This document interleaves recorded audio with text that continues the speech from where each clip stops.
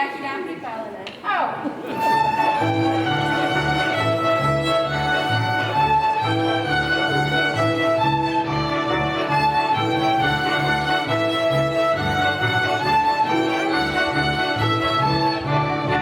A je to buchta. Napekla jsem jich s mamičku, jak jsme se vrátili včera z jarmarku. A kde byl jarmark? Ve velkej? Ne, na Vrbovcách. Poveli jsme tam káčátka a tatíček si koupili mladé durancie. Když už jsme ty buchty zjedli, čili je potřeba aj něco udělat.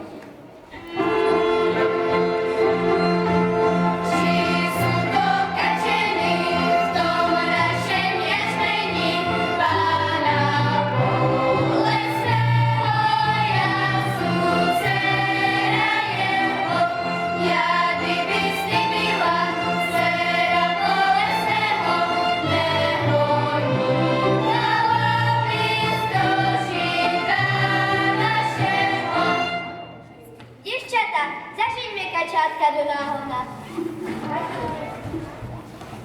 A my chlapci, pojďme zasadit ty stromy. Kopu, kopu, jamku, skoč nám do ní jamku. Hop. Kopu, kopu, jamku, skoč nám do ní jamku.